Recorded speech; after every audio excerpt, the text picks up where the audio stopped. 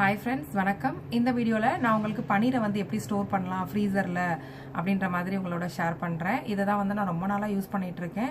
ரொம்ப சூப்பரான மெத்தட். இந்த மாதிரி யூஸ் பண்ணீங்கன்னா பனீர்ல வந்து உங்களுக்கு என்ன பீஸ் தேவையோ அதை மட்டும் நீங்க எடுத்துக்கலாம். எக்ஸ்பைரி டேட் வரைக்கும் கெட்டு போகாம இருக்கும். நீங்க எக்ஸ்பைரி டேட் வரைக்கும் எப்ப வேணாலும் வச்சு யூஸ் பண்ணிக்கலாம். கண்டிப்பா இந்த வீடியோவை ஸ்கிப் பண்ணாம ஃபுல்லா பாருங்க. உங்களுக்கு ஒரு ஐடியா கிடைக்கும். நிறைய பேர் வந்து என்ன பண்ணுவாங்க, பனீரை ஃபுல்லா அப்படியே ஃப்ரீசர்ல வச்சு அப்புறம் வெளியே எடுத்து வச்சு நார்மலா வந்தோடனே தேவையான அளவை கட் பண்ணிட்டு திரும்ப ஃப்ரீசர்ல வைப்பாங்க. இந்த மெத்தட் பாத்தீங்கன்னா இனிமே அதை ஃபாலோ பண்ண வேண்டிய அவசியம் இல்லை. கண்டிப்பா இந்த மெத்தட் உங்களுக்கு யூஸ்ஃபுல்லா இருக்கும்னு நினைக்கிறேன். வாங்க வீடியோக்குள்ளார போலாம்.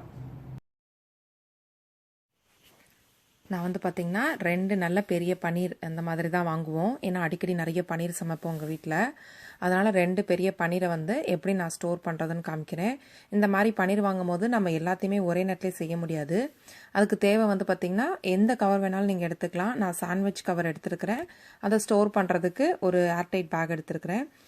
பனீரை ஃபுல்லாக மேலே இருக்கிற அந்த பிளாஸ்டிக் கவர்லாம் எடுத்துட்டா இந்த மாதிரி நல்லா அழகாக ஷேப்பில் வரும். அதை வந்து குழம்புக்கு எனக்கு எவ்வளோ தேவையோ, ஒரு குழம்பு செய்கிறதுக்கு எனக்கு எவ்வளோ தேவைன்னு நமக்குலாம் தெரியும்ல, அந்த அளவுக்கு நான் வந்து எல்லாத்தையுமே கட் பண்ணி வச்சுட்டேன். எத்தனை பீஸ் வேணுமோ அத்தனை பீஸ் கட் பண்ணிட்டேன் அந்த பனீரை. இந்த 2 சின்ன பீஸ் எதுக்குன்னு பார்த்தீங்கன்னா, ஒன்று வந்து சில சமயம் பஜ்ஜி போடுறதுக்கு யூஸ் பண்ணுவேன். ஸோ அப்போ சின்னது வந்து நம்ம பெருசு எடுத்து 2ஆக கட் பண்ண முடியாது. அதனால் ஒன்று பஜ்ஜி செய்கிறதுக்கு தனியாக கட் பண்ணி வச்சுட்டேன். இன்னொரு பீஸ் வந்து இந்த முட்டைக்கோசு அந்த பொரியல் சப்பாத்திக்கு செய்யும் போது அதில் செய்கிறதுக்காக கட் பண்ணியிருக்கிறேன். அந்த சாண்ட்விச் கவரில் வந்து அந்த இருக்கிற எல்லா பனீரையும் வந்து நான் அந்த சாண்ட்விச் கவரில் போட்டு ரோல் பண்ணி வச்சுருக்கிறேன். இப்போ இந்த ரோல் பண்ணி இந்த கவரில் போட்ட அந்த பனீர் எல்லாத்தையுமே இந்த மாதிரி ஏர்டைட் பேக்கில் வந்து அதில் போட்டு ஃபுல்லாக ஜிப் போட்டுட்டேன். நம்ம இந்த கவர் தான் எடுக்கணும்னு இல்லை, எந்த கவர் வேணாலும் நீங்கள் எடுக்கலாம். வீட்டில் இருக்கிற எந்த கவர் வேணாலும் நீங்கள் எடுக்கலாம். அதில் வந்து நம்ம போட்டு நான் ஆக்சுவலாக உங்களுக்கு வீடியோவில் காமிக்கிறதுக்காக நான் இந்த கவர் யூஸ் பண்ணியிருக்கேன்.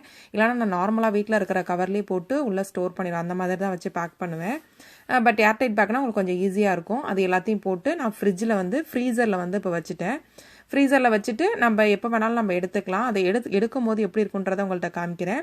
இப்போ பாருங்கள், ஃப்ரீசர்லேருந்து நான் எடுத்துருக்கிறேன். அடுத்த நாள் காலைல தான் எடுத்தேன். எடுத்து பார்த்தீங்கன்னா அந்த பேக்கெட்டை வந்து அப்படியே எடுக்கலாம். எடுத்து நீங்கள் ஓப்பன் பண்ணலாம். அந்த இதை வந்து ஓப்பன் பண்ணி அழகாக எடுக்கலாம் தனித்தனியாக பனீரை. இந்த மாதிரி பிளாஸ்டிக் கவரில் ஏன் போட்டு வைக்கிறோன்னா, பிளாஸ்டிக் கவரில் போட்டு வச்சாதான் ஒன்னோட ஒன்று ஒரு பனீர் இன்னொரு பனீரோட ஒட்டாது. ஈஸியாக நம்ம தனித்தனி பனீராக எடுக்கலாம். அப்படி பிளாஸ்டிக் கவர் இல்லாமல் எல்லாத்தையும் கட் பண்ணி சும்மா கவரில் போட்டு வச்சோன்னா ஒன்னோட ஒன்று ஒட்டிக்கிட்டு எடுக்கிறதுக்கு வராது. ரொம்ப கஷ்டமாக இருக்கும். நீங்கள் திரும்ப அதே மாதிரி தான் வெளியே எல்லா பனீரையும் வச்சு திரும்ப உள்ளே ஸ்டோர் பண்ணுற மாதிரி இருக்கும். இந்த மெத்தட் ரொம்ப ஈஸியாக இருக்கும். கண்டிப்பாக நீங்கள் இதை ட்ரை பண்ணி பாருங்கள். உங்கள் எல்லாத்துக்கும் யூஸ்ஃபுல்லாக இருக்கும்னு நினைக்கிறேன்.